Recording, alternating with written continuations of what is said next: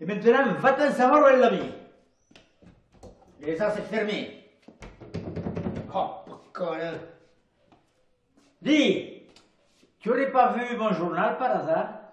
Oui, je l'ai vu. Et où c'est que tu l'as mis? Et à sa place. À sa place, à sa place. C'est où sa place? Là où tu ne le mets jamais. Chaque fois que tu ranges, comme tu dis, et après c'est le bordel. Comment tu veux trouver quelque chose?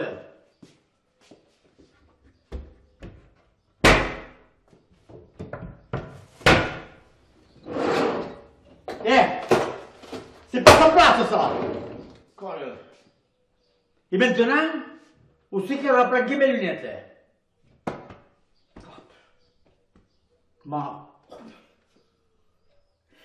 Quand je le dis qu'elle me rendra à Cabourg,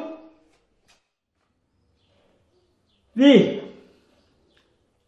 il te faudrait quand même ne pas passer toute la journée à ta chambre, là, à te pomponner. Tu as vu l'heure qu'il est? Il faudrait quand même penser à manger. Je sais que tu t'en fous, hein. Ça te préoccupe pas des masses, ça. Il faut que tu gardes ta ligne. Tu penses à la soupe?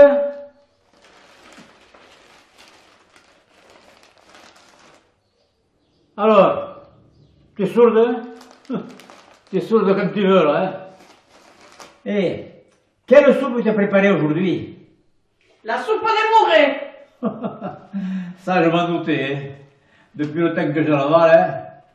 Si tu étais un peu plus caressant, un peu plus attentionné, peut-être que tu pourrais manger une autre soupe. Eh bien, ce refrain aussi, je le connais. Alors, tu tournes la page, hein, et tu me laisses lire tranquillement le midi olympique que tu m'avais planqué. Oh, toi et ton midi olympique, j'en ai un couffle, tu m'entends? Toutes les après-midi, entraînement, soi-disant. L'après-souper, les matchs à la télé. Tes discussions, touches, mêlées, demi, trois quarts, et le dimanche, au stade avec les copains. Et moi, dit, je ne compte pas. Oh, si peu. Je le sais, va, qu'il n'y a que le rubis qui compte pour toi. Là, tu sais tout. Tout ce qui se fait, tout ce qui se dit. Et je me demande si seulement tu te souviens de la date de notre mariage. Ah, si! Cette date, je m'en souviens bien. Et figure-toi qu'elle est là et qu'elle ne partira pas de sitôt. Parce que figure-toi que c'est le jour où la France a battu le pays de Galles par 36-12. Pauvre type, va, tu me déçois de plus en plus. Tu ne peux pas savoir les fois que je regrette de t'avoir épousé. D'autant plus qu'à l'époque, vous étiez deux à me courir après. Ah putain, si seulement l'autre avait pu me dépasser.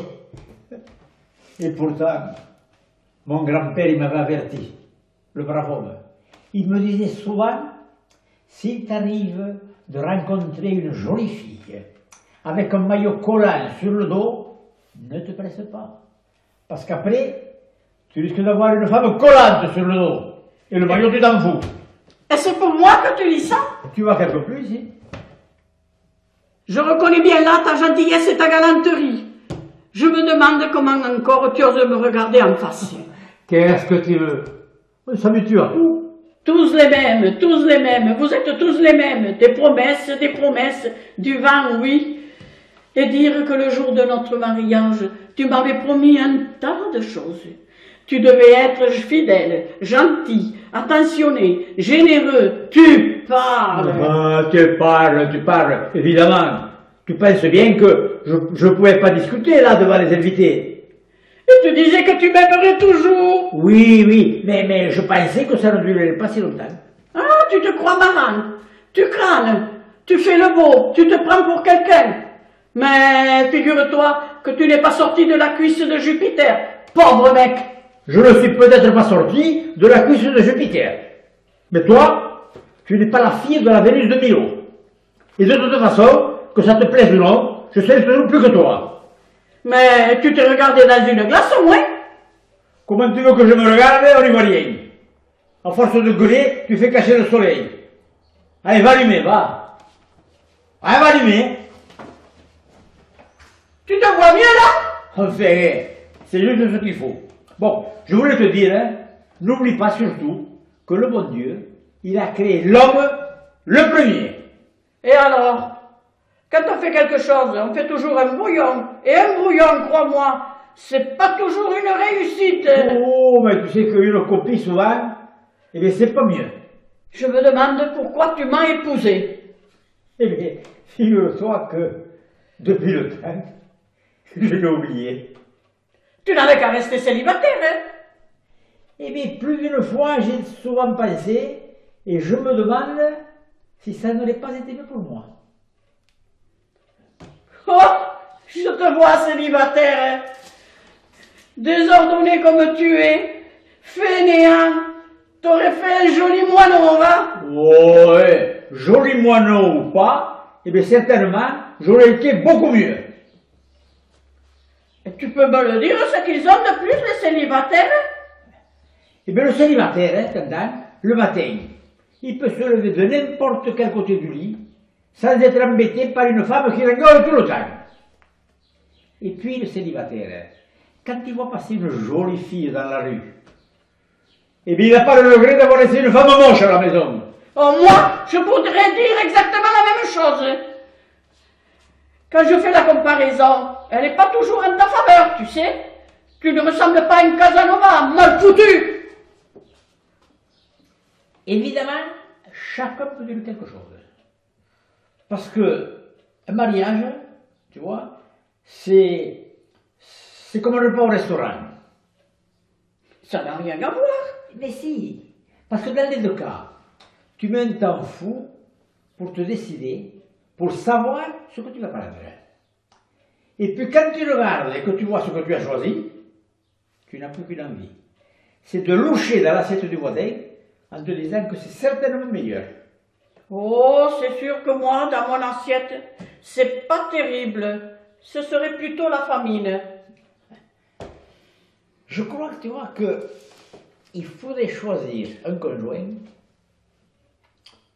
comme on choisit un député pour 5 ou 6 ans. Et alors, à la fin de son mandat, le conjoint sortant, il chercherait à se faire réélire. Dans ces cas, moi, il y a longtemps que j'aurais changé de politique. Ah oui, mais on ne peut pas changer la constitution matrimoniale. Non, mais pour changer de conjoint, il n'y a pas besoin de voter.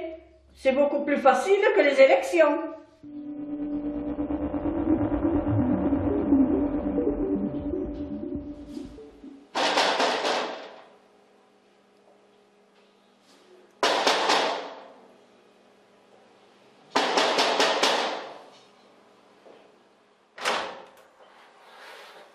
Hé, c'est lui!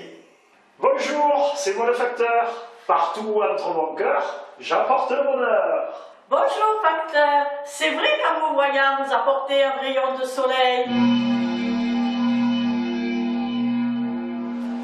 Entrez, facteur! Entrez, facteur, entrez! Dites, au lieu d'un rayon de soleil, j'aurais préféré que vous m'apportiez un gros mandat. Oh, toujours l'argent. Avec toi. Regardez comme il est gentil. Il sait dire des choses aimables, lui, au moins. Allez, asseyez-vous. Vous avez le temps, non? Oh, ben j'ai pas trop le temps, mais bon, on va le prendre. Dites, facteur, Oui, est-ce que vous êtes marié? pas exactement. Alors ça explique beaucoup de choses. Vous comprenez, j'ai tellement eu d'occasions dans ma vie que l'idée ne m'a jamais effleuré. Les femmes sont si gentilles avec moi.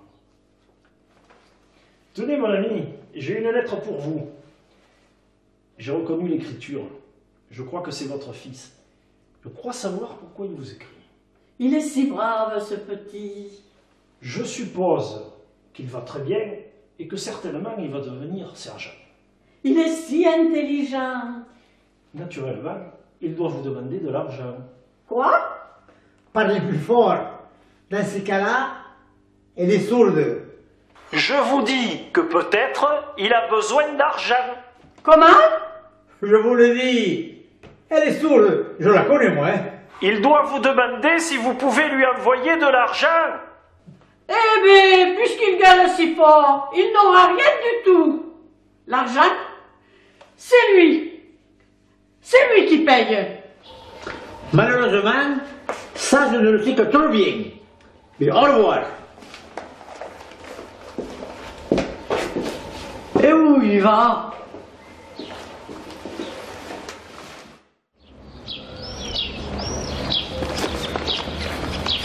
Tiens, Georges, la lettre de ton fils. Mais enfin, Georges, lis-la. Dites, facteur, j'aimerais tant monter dans la petite voiture jaune de la poste. C'est que je suis en plein travail, là, hein. Ça me ferait tant plaisir. Et puis, ça me rendrait tant service. Vous n'avez pas de chance. La petite voiture jaune est tombée en panne il y a 1 heure. Et j'ai dû prendre la mienne. Ça ne fait rien, facteur. L'essentiel, c'est que je sois avec vous. Bon, écoutez, la poste est toujours là quand un usager a besoin d'un service. Alors, je veux bien vous amener là où vous désirez aller. Tu vois comme il a bon cœur? Il ne dit pas toujours non comme toi. Et je ne vous enlève pas votre femme, hein. Je ne voudrais pas que vous pensiez à mal ou que vous cherchiez à vous venger d'une façon ou d'une autre, hein. Soyez sans crainte. La meilleure façon de se venger de quelqu'un qui vous prend votre femme, c'est de la lui laisser. Alors, sans rancune, facteur, et grand bien vous fasse. Au revoir. Allez, au revoir. Et merci bien. Bonne journée.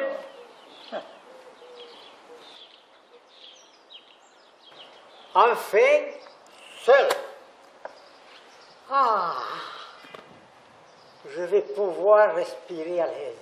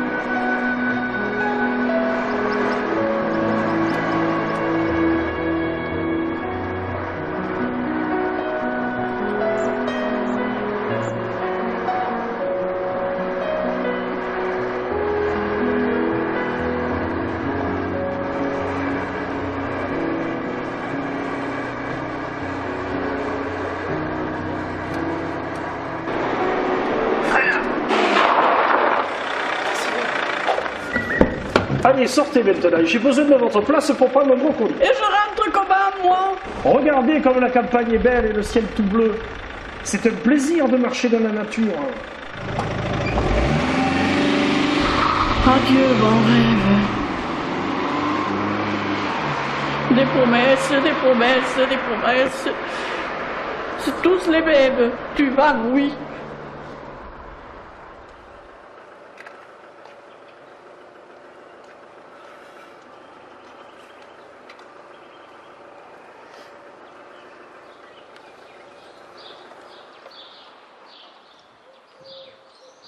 Qu'est-ce qu'il fait Georges là-bas?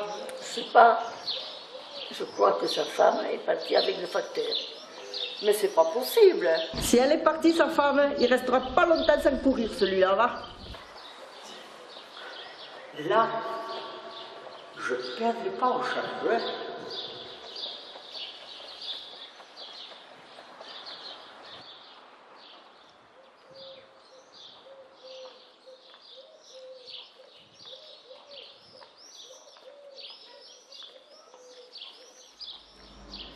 Oh, qu'est-ce que vous faites là-bas? On travaille.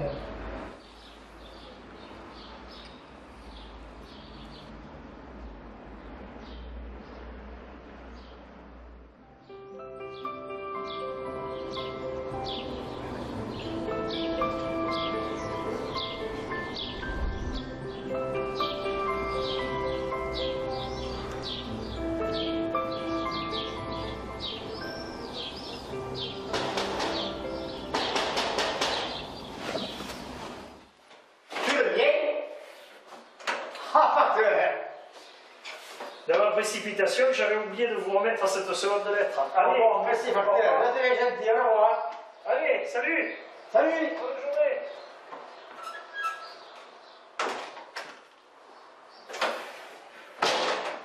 Et où il l'a laissé?